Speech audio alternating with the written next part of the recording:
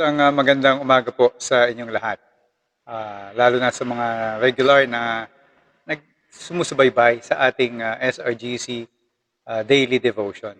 Ngayon pong umagang ito ay magkapasimula tayo ng pag-aaral ng Book of Romans. So most of our devotions will be coming from this book.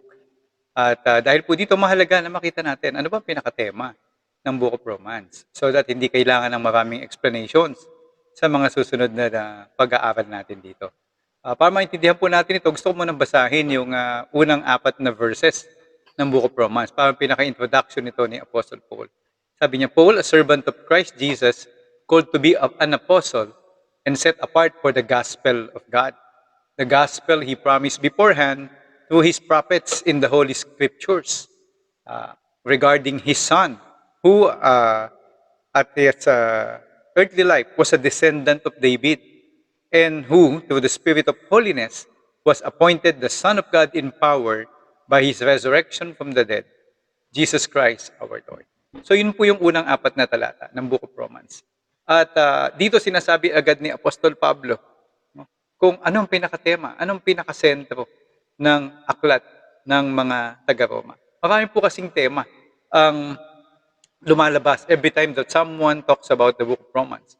Dito po, makikita mo yung justification, yung sanctification, yung righteousness, yung faith, yung law, yung spirit, obeying authorities, at madami pa.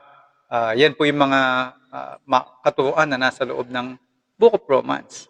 Pero dito po maliwanag at sa umpisa pa lamang nilinaw na ni Apostol Pablo what the Book of Romans is all about. He set the record straight. Ano ang sabi niya? Sa verse 1 pa lang.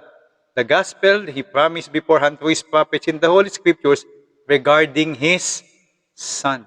Regarding his Son. So, sinasabi ni Apostol Pablo, it is all about God's Son, Jesus Christ. Other topics were secondary kumpara doon sa pinakatema, which is about the Lord Jesus Christ. Mahalaga po ito na maintindihan natin. No? So, ang argument ni Apostle Paul in the Book of Romans is about a person. The argument is a person. Jesus Christ our Lord. No? Yan ang pinakatema ng epistle ng Romans at ito yung tema ni Apostol Pablo halos na lahat ng writing niya sa buong New Testament. It's about our union with the person, union with Christ, our union in Christ. It is the central truth that God wants us to see. Yan ang gustong ipakita ng Panginoon sa atin, yung ating pakikipag-isa kay Kristo. Yan ang sinulat niya sa Colossians. Ang sabi niya, Christ is in you, the hope of glory. Nasa verse 27 ng Colossians 1. So, ito yung central truth na kung saan dito lahat magpo-flow. Dito lahat dadaloy. Pag ikaw ay isang Bible teacher o kaya pastor o mga nag-aaral ng scriptures, usually, ang dami kasing may emphasize eh. Kagaya ng sinabi ko kanina, di ba? Yung pwede mong buksan ang Book of Romans at explain in detail yung justification by faith. Malaking katuruan yan sa Book of Romans. If you want to deal with sin and yung epekto nito sa atin, pwede mong i-discuss yung sanctification. Kung paano natin yan nilalabanan at anong ginagawa ng Diyos sa tulong na banal na Espiritu upang mapagtagumpayan natin yan. Solving the problem of sin, makikita mo rin yan sa Book of Romans. Pero again, as I have said, these are all stem from the great central theme. No? Central theme, union with Christ. Union with Christ, mga kapatid. We are not simply followers of a philosophy. Kasi minsan, nabubugbog tayo ng mga filosofiya, ng mga teachings. At maraming mga pastor at maraming tagapagturo minsan, sa kaibahan nila ng mga views sa certain doctrines ay nagkakaaway-away at nagtatalo-talo. No, na-emphasize masyado yung mga doktrina, no? Pero hindi nakikita yung sentro ng mga doktrina, which is the Lord Jesus Christ. So mahalaga na malinaw muna sa atin yung sentro, no? Bago yung ibang ugat nito. So the theme is union in Christ. We are not simply followers of philosophy, no? Or even a philosopher. We are followers of a Savior, our Lord Jesus Christ, our Redeemer, a person, and He must be central in all things. So sa introduction ni Paul, sabi niya, Jesus Christ was promised to us, predicted in the Old Testament. The promise, the gospel was promised beforehand, even through the prophets in the Holy Scriptures regarding His Son. Wow. So, ang pinakamahalagang tema nito ay ang kanyang anak at ang pananampalataya natin pakikipag-isa natin sa Kanya. So yan po ang pinakamahalaga sa Book of Romans. Ngayon, paano ba pinakilala si Jesus Christ? Kasi the theme is about the person of Jesus Christ. So paano siya ipinresent ng Book of Romans? Sabi ko nga po, mahalaga ito sa understanding ng Book of Romans. At least in two ways. No? Ang sabi ng Romans chapter 1, the gospel he promised beforehand to his prophets in the Holy Scripture regarding his Son, who, as to his earthly life, was a descendant of David. Pinakita yung kanyang humanity, yung kanyang human nature. So sinasabi ni Apostol Pablo that he was a descendant of David. Actually, sa actual Greek, parang ang gamit pa dyan is, he comes from the very sperm of David. No? Para lang i-emphasize yung kanyang humanity. At lahat naman ng tao doon nanggaling. Pero alam naman natin yung kanyang pagkakatawang tao, no? Yung incarnation na tinatawag natin. So it's about his humanity. Second, ay yung kanyang deity. No? So yun yung pinapakita sa atin. Pinresent si Jesus Christ in two unique ways. His human nature and his divine nature. His deity na tinatawag. At sabi ng verse 4, and who through the Spirit of holiness was appointed the Son of God in power. No? To his resurrection. So the Son of God in power. So doon isinimulan ni Apostol Pablo yung pagsulat niya ng Book of Romans. So pinapakita yung kanyang humanity, pero dinedeclare din ng Book of Romans yung kanyang deity. Paano ba pinakita yung deity? Doon tayo nagpo-focus. Paano ba pinakita ng Book of Romans yung kanyang deity? At doon sa verses 1 to 4 ng Book of Romans. First, ang sabi diyan, there was power. Sabi dito, who through the Spirit of holiness was appointed the Son of God in power. In power. At makikita mo yung deity ni Jesus Christ, nung nandito siya, yung minanifest niya yung power of God through the miracles, through the healings, yung control niya ng nature. No, that is the power of the Son of God. Pangalawa, not only through His power, He came, sabi dito, by the Spirit of holiness. Spirit of holiness. Kanyang kabanalan. Kabanalan. Ngayon, minsan iniisip natin, pag ang kabanalan, hindi na maisip ngayon ng tao dahil laganap na yung kasalanan. Pero ano ba ibig sabihin ng kabanalan? Gusto ko yung sinabi ni R. Stedman regarding holiness. Sabi niya, we can understand holiness pag titingnan natin yung similar root word nito. No? Yung word na wholeness. Wholeness. Buo. No?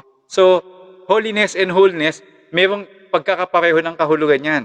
So, parang sinasabi ni Apostol Pablo na nang dumating si Jesus Christ, He was a whole person. He demonstrated whole humanity. No? Humanity as God intended it to be. At ang tao dapat ganun, buo yung pagkatao mo. At kaya nasisira yung pagkatao natin dahil sa kasalanan, sa mga bagay na hindi tama, di ba? Sabi natin tayo broken.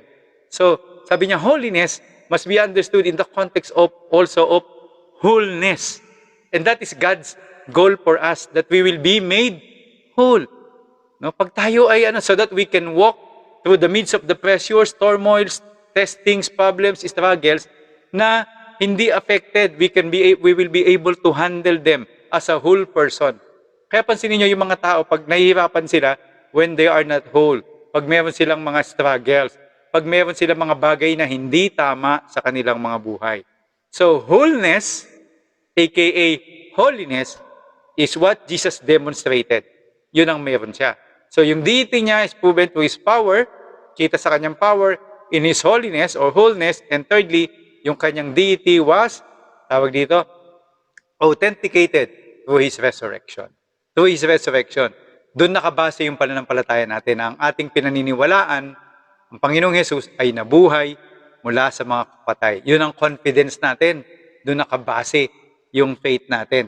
Kaya unshakable ang pananampalataya dahil ang Panginoong Jesus ay nabuhay mula sa mga patay. Hindi siya hinawakan ng kamatayan. Siya ang may control ng buhay. Sabi ko nga, our faith rests on it.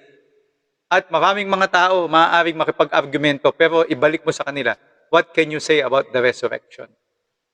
Sabi ng 1 Corinthians, di ba? Ang pananampalataya natin ay nakaangkla sa pagkabuhay na maguli ng Panginoon. Sino tayo at kawawa tayo kung hindi siya nabuhay na maguli? Hindi pwedeng i-explain ng sino mang tao kung paano si Jesus Christ ay nabuhay na maguli. Bakit, mga kapatid? Kasi siya ay Diyos, ang anak ng Diyos na nagkatawang tao. Yan ang pinakamahalaga sa lahat. So, babalikan ko lang po.